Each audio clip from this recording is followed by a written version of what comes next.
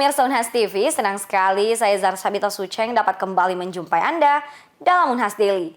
Dalam beberapa menit ke depan kami akan menyajikan berita-berita terpercaya hanya untuk Anda. Pemirsa, kata omon-omon menjadi viral di media sosial pasca debat calon presiden ketiga. Pasalnya, calon presiden nomor urut 2 Prabowo Subianto mengucapkan kata omon-omon tersebut dalam debat yang dilaksanakan pada 7 Januari 2024. Lantas, bagaimanakah tanggapan dari Guru Besar Antropologi Budaya Departemen Sastra Indonesia Universitas Hasanuddin? Inilah informasi selengkapnya untuk Anda.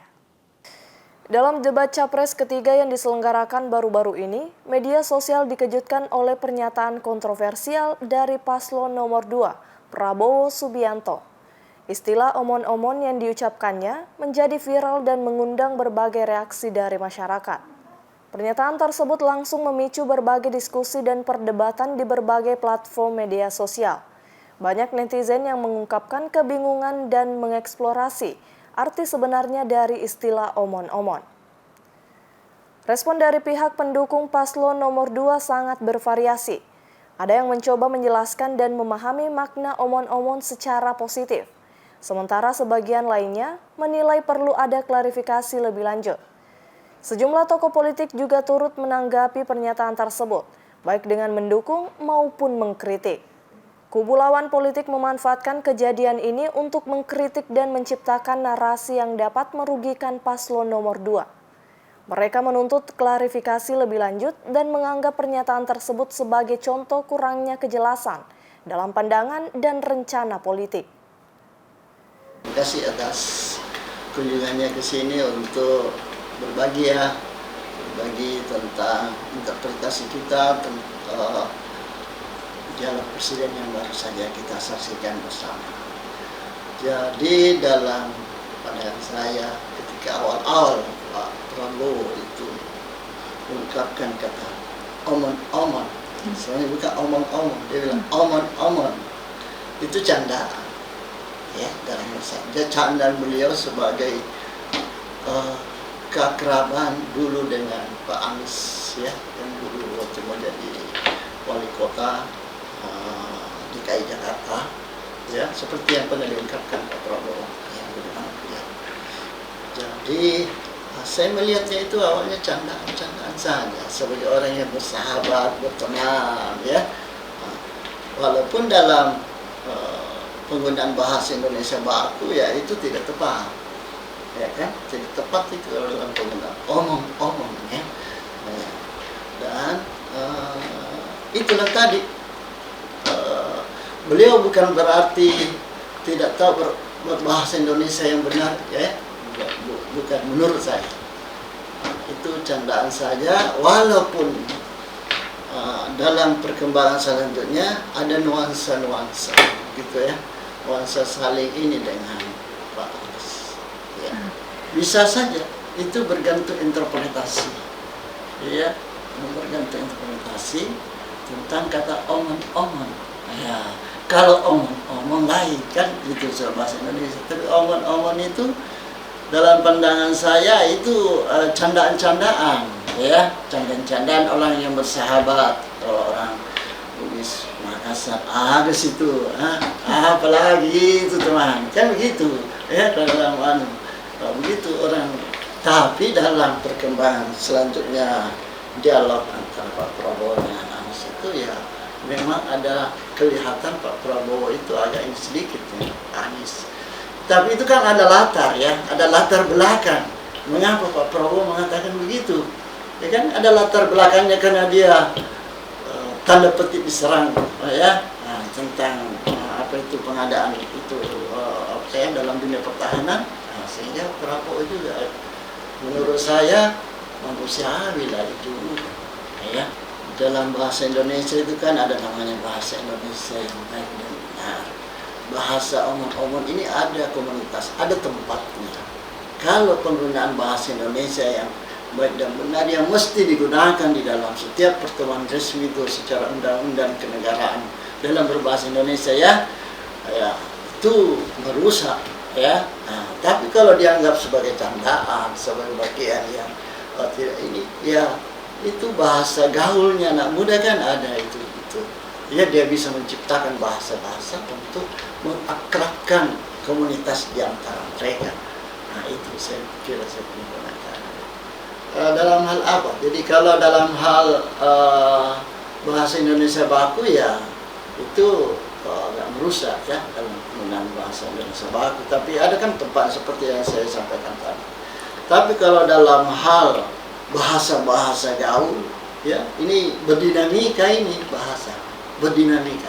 Kalau seperti yang saudara sampaikan sekarang ini lagi viral, oh itu kan menambah kosakata bagi generasi muda.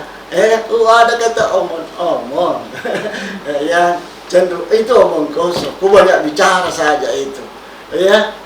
Banyak bicara tidak ada bukti dan seterusnya. Boleh jadi diinterpretasikan ke sana, ya. Boleh jadi diinterpretasikan. Saya jelas secara maknawi dalam kamus bahasa Indonesia belum kata omong-omong, yang ada adalah omong kosong. Omong-omong gitu ya. Gitu. Jadi bahasa itu kan kebudayaan ya.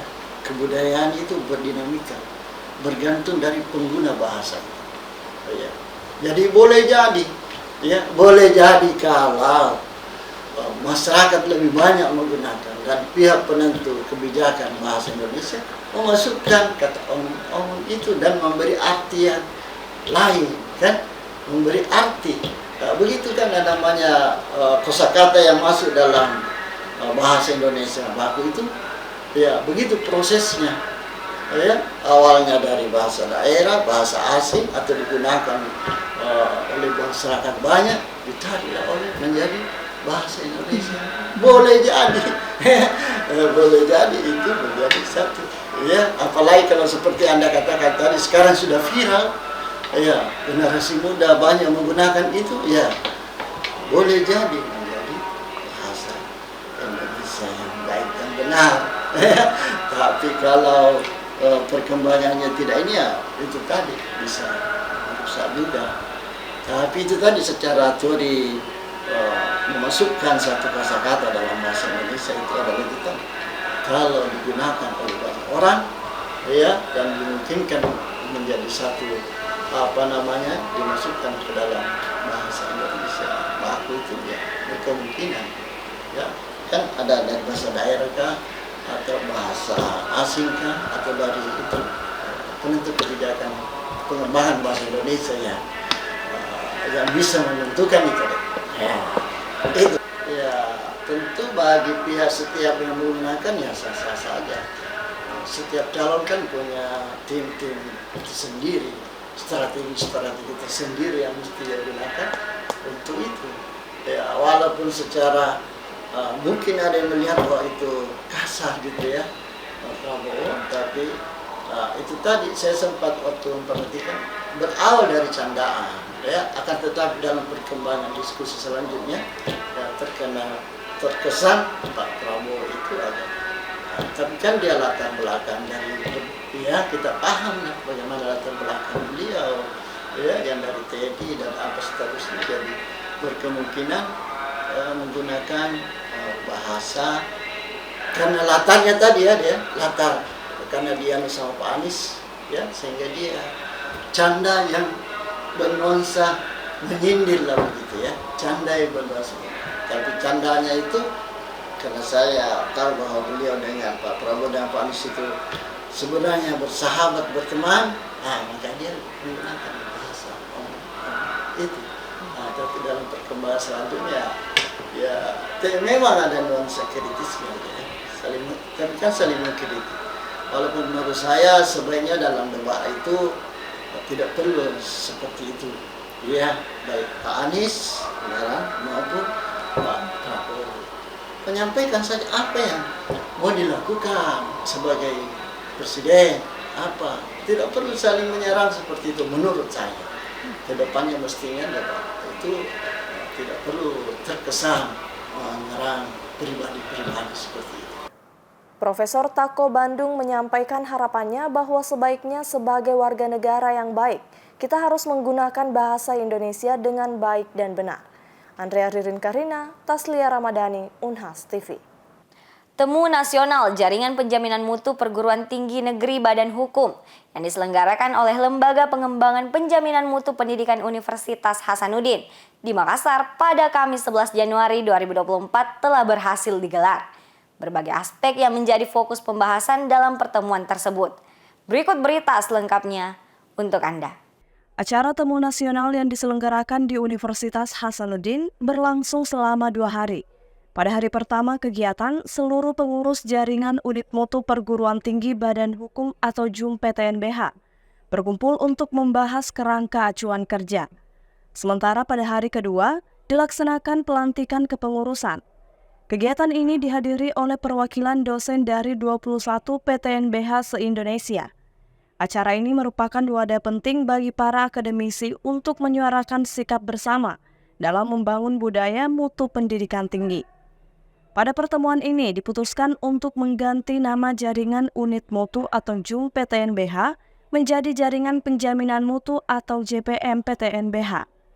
Program ini beroperasi secara mandiri dan sukarela, melakukan upaya strategis yang saling menguntungkan dalam memperkuat mutu pendidikan tinggi.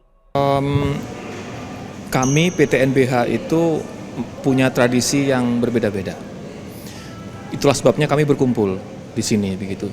Kenapa? Karena kami ingin menyatukan kekuatan, jadi kami bisa saling belajar. Saya rasa itu tadi pesan dari Pak Rektor Unhas bahwa kita berkumpul di sini untuk menjawab pertanyaan tadi itu, bagaimana kolaborasinya, ya. That's why we are meeting here today gitu. Setiap perguruan tinggi punya kepentingan, punya budaya, punya tradisi gitu ya. Tapi kita berhadapan dalam sistem yang sama gitu. Itu menjadi unik begitu. Nah, kenapa kita bertemu seperti ini dengan suasana yang tidak formal supaya terbuka, supaya rileks gitu. Jadi kita santai, orang saling cerita begitu. Jadi kekuatan itu muncul dari situ, dari rasa kebersamaan itu. Acara serupa sebelumnya telah diadakan di Institut Teknologi Bandung atau ITB dengan peserta dari masing-masing 21 PTNBH se-Indonesia. JPM PTNBH bertujuan memperkuat komunikasi, hubungan, dan kerjasama dengan institusi terkait, khususnya lembaga-lembaga yang terkait dengan akreditasi baik di tingkat nasional maupun internasional. Pada sesi pembahasan, Guru Besar Fakultas Ilmu dan Teknologi Kebumian Institut Teknologi Bandung, Profesor Dr. Renat Purbandono STMM, menjadi pemateri yang menjelaskan tentang kerangka acuan kerja dan menyetujui untuk selalu mengadakan pertemuan sebagai bagian dari agenda rutin. Assalamualaikum warahmatullahi wabarakatuh. Selamat siang. Hari ini kita bersyukur menjadi tuan rumah pertemuan nasional penjaminan mutu seluruh PTNBH se-Indonesia. Kita dipercaya untuk menjadi tuan rumah itu adalah tanda-tanda baik, minimal bahwa di Hotel Unhas pun dipercaya untuk bisa menjadi lokasi untuk pertemuan ini. Yang kedua, sekaligus kita mempromosikan Hotel Unhas di mana seluruh peserta menginap di Hotel Universitas Hasanuddin. Tentu penjaminan mutu adalah salah satu kunci dari penyelenggaraan seluruh proses bisnis apapun itu, lembaga apapun itu, terutama pendidikan tinggi, terutama perguruan tinggi, sehingga hari ini adalah satu hari yang sangat baik, sangat momentum yang sangat penting dalam hal sharing, dalam hal diskusi tentang bagaimana kemudian penjaminan mutu di universitas di seluruh Indonesia, khususnya yang first class ya, yaitu PTNBH, bisa berbagi pengalaman masing-masing, bisa berbagi standar masing-masing, dan juga tentu akan membuat kita pun di Unhas insya Allah akan memanfaatkan best practice dari seluruh PTNBH yang ada di Indonesia untuk kemudian Unhas selalu berada pada level yang terbaik sejajar dengan universitas lain. Tentu banyak kelebihannya Unhas juga yang akan kita sharing juga ke universitas lain, sehingga misi kita di sini adalah menyatukan seluruh PTNBH sehingga mutunya meningkat dan itu bisa sejajar dengan bangsa-bangsa lain. Kalau perlu kita kalahkan bangsa lain dalam konteks mutu penyelenggaraan perguruan tinggi se-Indonesia. Sekira itu, saya terima kasih Prof. Musrizal sebagai Ketua Lembaga Penjaminan LPMPP dan juga tentu Ibu Rini ya sebagai Sekretaris yang telah mengawal LPMPP Unhas sebagai salah satu LPMPP terbaik di Indonesia. Selamat Prof. Ya, Ibu Rini ya. Ya, sehat selalu dan sukses selalu. Rektor Universitas Hasanuddin, Profesor Jamaluddin Jompa, turut menyambut tamu-tamu yang hadir dalam pertemuan tersebut. Profesor JJ menyoroti pentingnya bersatu dalam berkolaborasi dan tidak bersaing sesama PTNBH, melainkan bersaing untuk meningkatkan reputasi perguruan tinggi di luar negeri dan berfokus untuk lebih terarah pada pengembangan keunggulan masing-masing PTNBH. Rahmatia Muhammad Azlan, Unhas TV. Pemirsa, berita tadi sekaligus menutup perjumpaan kita hari ini. Terus saksikan Unhas Daily hanya di Unhas TV. Saya Zara Sabita Suceng beserta kerabat kerja yang bertugas, pamit undur diri dan sampai jumpa.